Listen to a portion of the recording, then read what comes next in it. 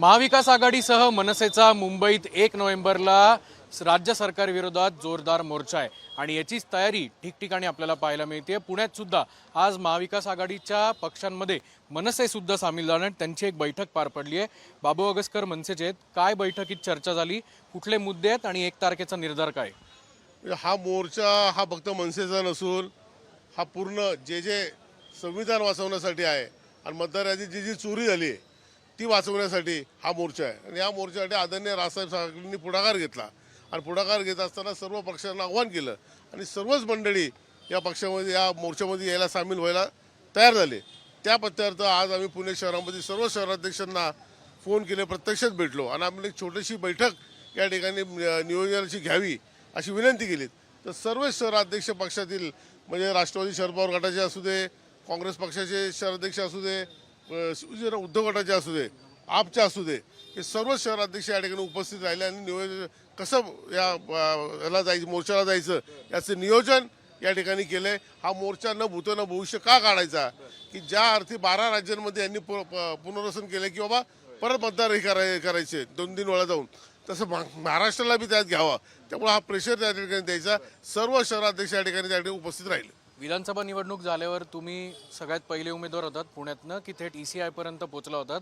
त्याचीच आता पुढची एक पाऊल म्हणावं लागेल। हे बघा, आता त्याच्या पुढच्या पावलापेक्षा कुठेतरी आता सगळीच यंत्रणा संपलेली आहे अशा प्रकारचे चित्र ज्यावेळेस निर्माण झाले त्यावेळेस सर्वच पक्षाचे नेते म्हणजे आमचा राष्ट्रवादी काँग्रेस पार्टी शरदचंद्रजी पवार पक्ष असेल, काँग्रेस असेल, मनसे असेल, आम आदमी पार्टी असेल, त्याचबरोबर उद्धव साहेबांची शिवसेना असेल, ही सगळी मंडळी त्या ठिकाणी आता मागचे 2-3 महिने प्रयत्न करतात।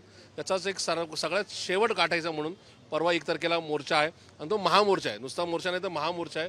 त्या ठिकाणी सगळे माननीय पवार साहेब येतील, उद्धव साहेब येतील, राजसाहेब येतील, काँग्रेसचे नेते येतील।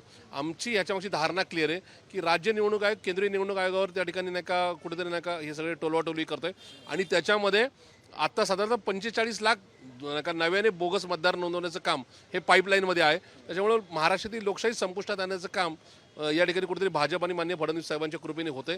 ते थांबवण्याकरता आम्ही या ठिकाणी पुन्हा रस्त्यावर होतोय आणि रस्त्याची लढाई या ठिकाणी उद्याच्या काळामध्ये लाट्याकाट्यांवर जाऊ नये याची जबाबदारी मात्र राज्य आणि केंद्र सरकारची असेल। वाडेश्वर कट्ट्यानंतर परत एकदा मनसे आणि शिवसेना या ठिकाणी एकत्र आल्याचं पाहायला मिळते। काय मुळामध्ये आज खऱ्या अर्थानं देश स्वातंत्र्याच्या दिशेने गेलेला आहे असं म्हणायचे 47 वर्षापूर्वी, पण आता पुन्हा एकदा आपण पारतंत्र्यात जगतो की काय त्याच्यासाठी आम्ही सर्वजण एकत्र आलेलो आहोत आणि इन्क्लाब जिंदाबाद म्हणण्याची आता पुन्हा वेळ आलेली आहे। कारण हा देश स्वातंत्र्य होऊन देखील आज गुलामकीच्या दिशेने चाललेलो आहे आपण। कारण ज्या पद्धतीने शासनाची यंत्रणा वापरली जाते, मतदार याद्यांमध्ये घोळ केला जातो, पूर्ण यंत्रणा ही राज्य शासनाची बाटीक असल्यासारखी केले जाते। म्हणून आज आम्ही सर्वजण एकत्र आलेलो आहोत आणि वाडेश्वर कट्टा हा विषय एक वेगळा आहे आणि हे आत्ताचा हा विषय वेगळा आहे। 2 बंधूंचं एकत्र येणं मोठं एक समीकरण मानलं जात आहे। आगामी काळात हेच सत्ताधाऱ्यांना जड जाईल। महाराष्ट्रावर, देशावर ज्या ज्यावेळी संकट येतील त्याचा न्यायनाट करण्यासाठी ठाकरे बंधू एकत्र आलेत आणि महाविकास आघाडी आज पुणे शहरामध्ये सोबत आहे। आगामी काळामध्ये म्हणजे 1 तारखेला होणारा मोर्चा ना भूतो ना भविष्यात असेलच, पण पुण्यामध्ये अशाच प्रकारचा मोर्चा आम्ही काढणार आहोत। डॉक्टर बाबासाहेब आंबेडकरांनी आपल्याला संविधान दिलं, त्या संविधानात प्रत्येकाला मतदानाचा अधिकार दिला, पण या भारतीय जनता पार्टीनं एका माणसाला 4 वेळा मतदान करण्याचा अधिकार दिला, परंतु बोगस मतदानामध्ये अनेक बोगस मतदार 8 वेळा मतदान करताना दिसत आहेत। हे सगळं थांबलं जावं, या बोगस मतदारावर अंकुश यावा, त्यांना चोप दिला जावा, तरच हे थांबलं जाईल। यासाठी आमची सगळी रणनीती सुरू आहे। राजसाहेबांचा आदेश हा अंतिम आदेश असतो असं तुम्ही नेहमी म्हणता। यंदाचा आदेश कसा असणार आहे आणि या आदेशामुळे खरंच सत्ताधाऱ्यांवर याची चाप बसेल? खरं तर लोकशाही वाचवण्यासाठी 1 तारखेला जो सत्याचा मोर्चा होणार आहे त्या मोर्चाच्या नियोजनासंदर्भात आम्ही सर्वजण एकत्र आलो होतो।